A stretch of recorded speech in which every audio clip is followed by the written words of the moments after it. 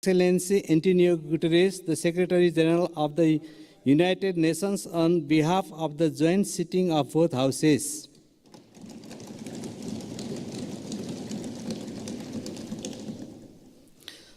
माननीय सदस्यहरू, म महासचिव महामहिम एन्टोनियो गुटेरेसलाई संघीय संसदको दुवै सदनको संयुक्त बैठकलाई सम्बोधनको लागि अनुरोध गर्दछु.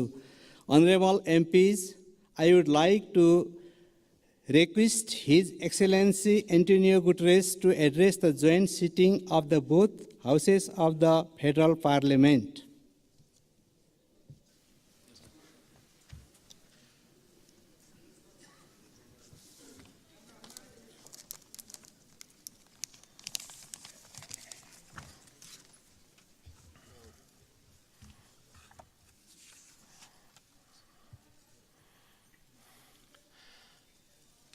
Your Excellencies, the two presidents of the two houses of the Nepalese Parliament, Excellencies, distinguished ministers, parliamentarians, and friends. Allow me, before I start, to express my deep gratitude for the wonderful hospitality that the government and the people of Nepal has provided to me during these 3 days. All the facilities that were put at my disposal have transformed this visit in an enormous success. I learned a lot, and I commit to use what I learned to support Nepal in your struggle against climate change and for development of your country. When I am here, I am twice at home.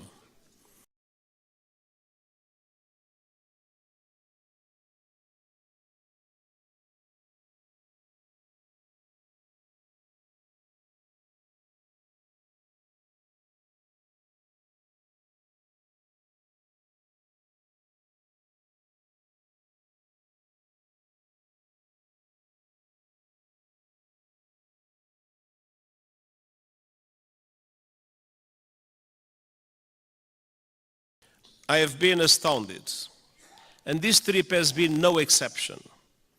What I've seen and experienced in the past few days will stay with me always. The sunlight hitting the Himalayas, the warmth of the people, the richness of your cultural diversity, and of course, the sanctity of Lumbini. I thank the government of Nepal for your invitation, your hospitality, and your welcome to me and to my delegation. Excellencies, we meet today amidst a world in turmoil. Decades of progress on poverty and hunger are being reversed in large parts of the world. Inflation is undermining household and national budgets.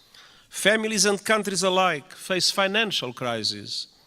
Women are underrepresented and underpaid, and I recognize the enormous effort that Nepal is doing in the way for gender equality, full gender equality, and I praise your efforts and its results.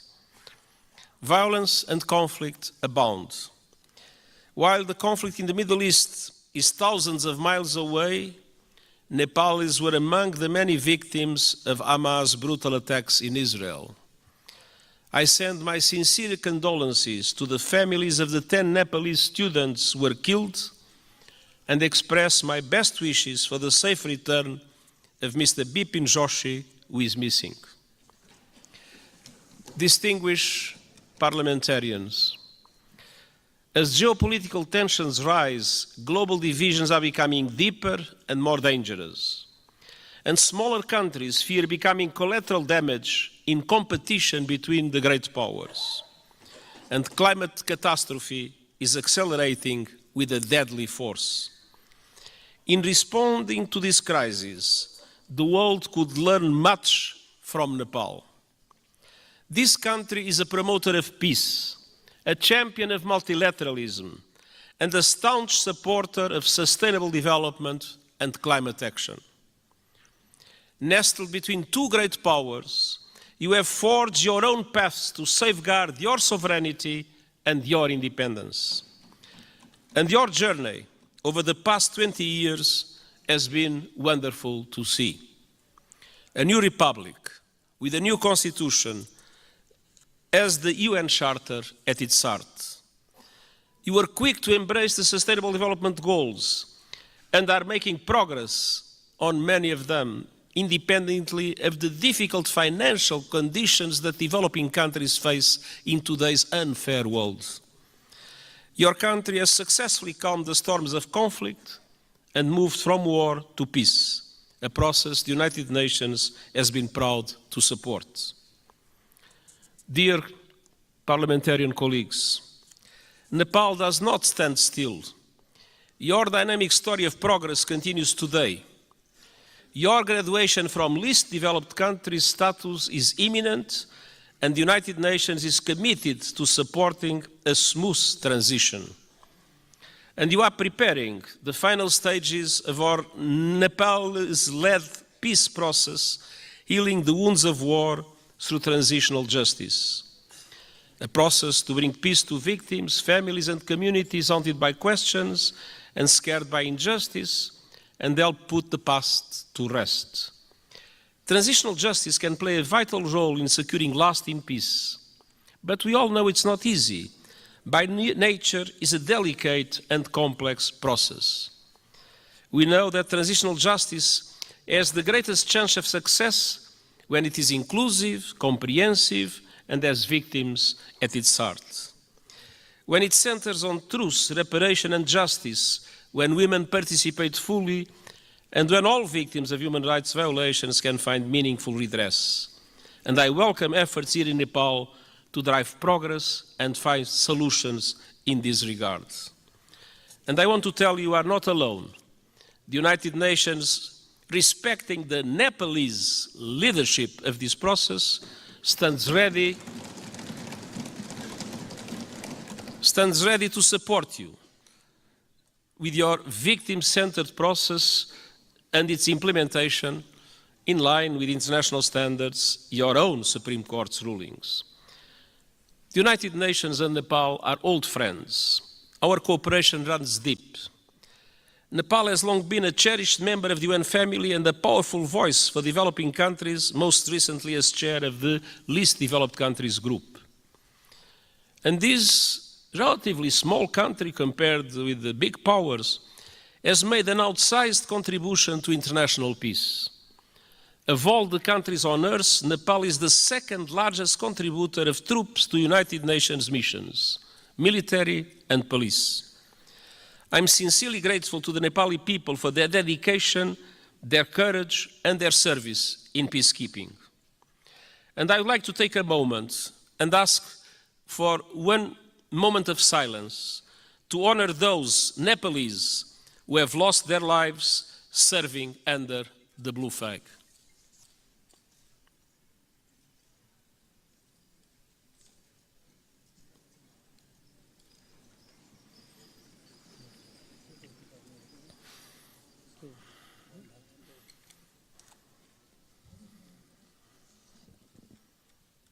हामी मौन धारणको लागि 1 minute साथ दिनेछौँ।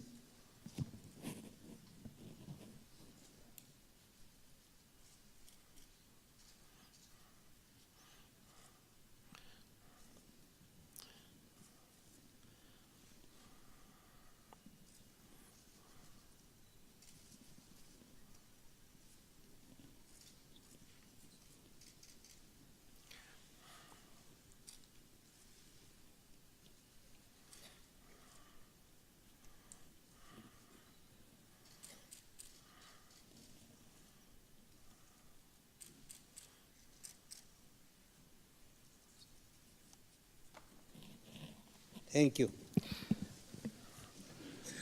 Their memory will never be forgotten, and the United Nations is proud of the exceptional contribution of Nepalese soldiers and police officers in our peacekeeping missions.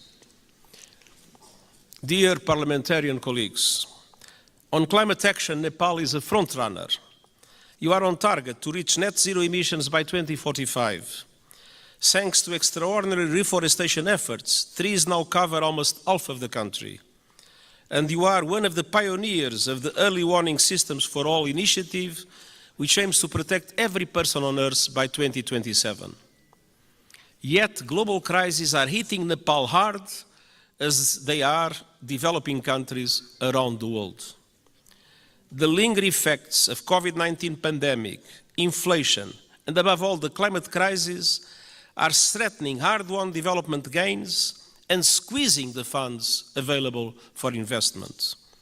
Nepal contributes a minimal fraction of a percent, 0.000%, to global emissions.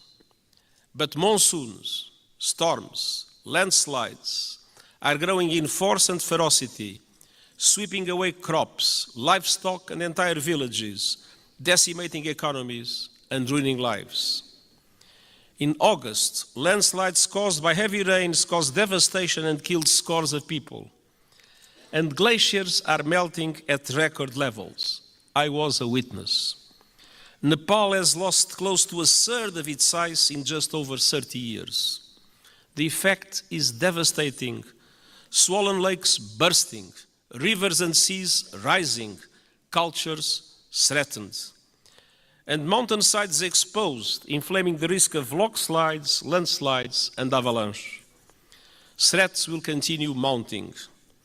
Himalayan glaciers provide fresh water to over 1 billion people. As they shrink, so do river flows. In the future, now we have too much floods, but one day in the future, Himalayan rivers like the Indus, the Ganges, and the Brahmaputra will have their flow severely limited. Combined with saltwater intrusion, that will decimate deltas in this region and beyond. That could mean low-lying communities and entire countries erased forever. Millions of people on the move and fierce competition for water and land.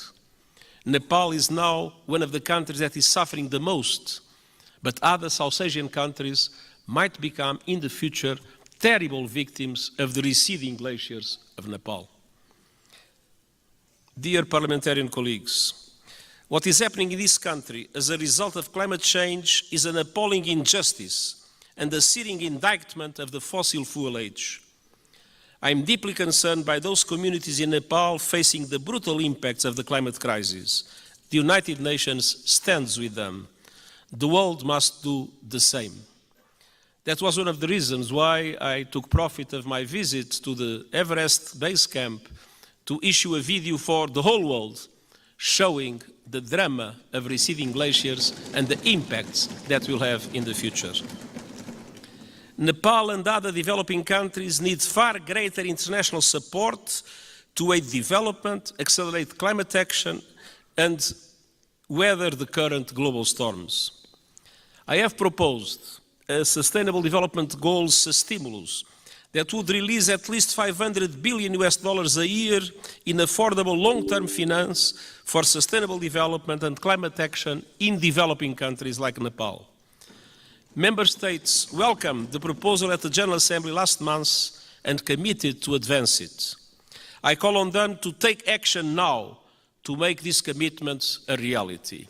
Unfortunately, in our world, many times people announce commitments and then do not implement those commitments. These commitments about finance for developing countries and climate action must be implemented. I urge leaders to act on climate without delay, with the biggest emitters leading from the front. All countries must put the acceleration agenda I propose into effect to limit the rise in global temperature to 1.5 degrees Celsius. And they must make COP28 count with a strong outcome building on the so-called global stocktake. And we also need to deliver climate justice. Developed countries must honor the promise of $100 billion a year to support developing countries in climate, and double adaptation finance as a first step of devoting half of climate finance to adaptation. Investment in the resilience of communities, in the resilience of infrastructure is today a must, because climate change impacts are not a problem of the future, they are felt today by the populations, and it is today that developed countries must support countries like Nepal to do the necessary investments in that regard. The most vulnerable must be at the center of efforts to build climate resilience. And all parties must operationalize the landmark loss and damage fund at COP28 this year. There is loss and there is damage. You can see it in Nepal. There must be a compensation for it. The Nepalese people depend on it. For families that have lost their home to storms, for communities forced to abandon their villages by rising rivers, loss and damage is not a negotiating point or a bureaucratic abstraction, it is a lifeline. Dear parliamentarian colleagues, Nepal has long been a friend to the international system, and today their system is in dire need of refresh, revitalization and reform. The world is in a state of flux, it is moving towards multipolarity, and that is a good thing. A multipolar world provides new opportunities for leadership and balance on the global stage. But this new dynamic requires strong multilateral institutions to maintain peace. History shows us that. At the beginning of the 20th century, Europe was multipolar, but without strong multilateral institutions, it descended into war that engulfed the world. That is not a risk we can take. We need strong international reformed institutions that reflect the realities of today. But ours, like the Security Council or the Bretton Woods system, mirror the world in which they were founded almost 80 years ago. They correspond to 1945. They do not correspond to what is the world in 2023. That must change. Developing countries must have far greater representation in international institutions. I have called for reform of the outdated United Nations Security Council, and I have proposed measures to reform the global financial architecture so that it better represents developing countries and responds to their needs. And these proposals are gaining traction at this year's United Nations General Assembly and beyond. But of course, there is always the resistance of those that benefit from the present unfair systems. The United Nations Summit of the Future next year is an important chance to push further progress, and I count on Nepal's support to help make the change we need a reality. Dear parliamentarian colleagues, multilateralism must both reflect the world and respond to it. That means creating the institutions and tools we need to address new threats and to seize new opportunities. Today, technology is an example of both. It can solve problems and spur development, or it can entrench divisions and inflame inequality. Today, it's doing too little of the former and too much of the latter. We need a global response to the technologies that are changing the world at astonishing speed, to harness them for the good of humanity. And all countries must have a say, not only the most rich countries in the world that have more resources to develop those new technologies. My high-level board on artificial intelligence includes experts from G77 countries, the Global South. It will report this year, so member states can consider global governance options for artificial intelligence. And it must also bring the benefits of technology to all and ensure that a new technological era, no one is left behind. This is the purpose of the Global Digital Compact the United Nations is proposing. It aims to bring together governments and industry to ensure that technology works for all and accelerate the Sustainable Development Goals. And I hope the Summit of the Future will be an excellent chance to push progress. As a steadfast champion of multilateralism, peace, and developing countries' interests, Nepal will be a vital ally at the summit. Dear parliamentary colleagues, it has been my great pleasure to visit this extraordinary country over the past few days. What I've seen confirms a simple truth. Nepal is a friend of the world, So the world must be a better friend to Nepal. And the United Nations will never stop fighting to make that a reality, and I thank you.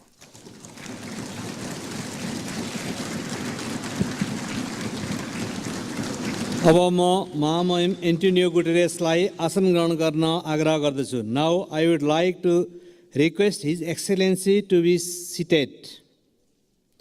माननीय सदस्यहरू, संयुक्त राष्ट्रसङ्घका महासचिव महामहिमबाट आज सङ्घीय संसदको दुवै सदनको संयुक्त बैठकलाई भएको सम्बोधनप्रति निम्नलिखित धन्यवाद प्रस्ताव प्रस्तुत गर्दछु. धन्यवाद प्रस्ताव.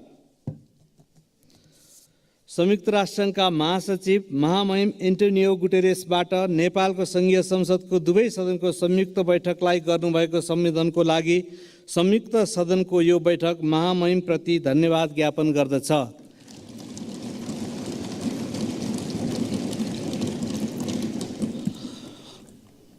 Motion of thanks. This joint sitting of the Federal Parliament of Nepal expresses its gratitude to the Secretary General of the United Nations, His Excellency Antonio Guterres, for his address to the joint sitting of the both House of the Federal Parliament.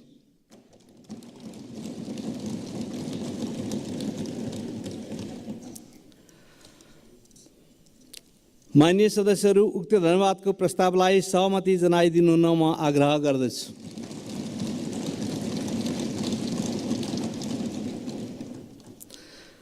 माननीय सदस्यहरू, यो बैठक स्थगित भए पश्चात सम्पूर्ण माननीय सदस्यहरू आफ्नो स्थानमा उभिएर महासचिव महामहिम एन्टोनियो गुटेरेसलाई बिदाई गरिदिनु हुन म आग्रह गर्दछु.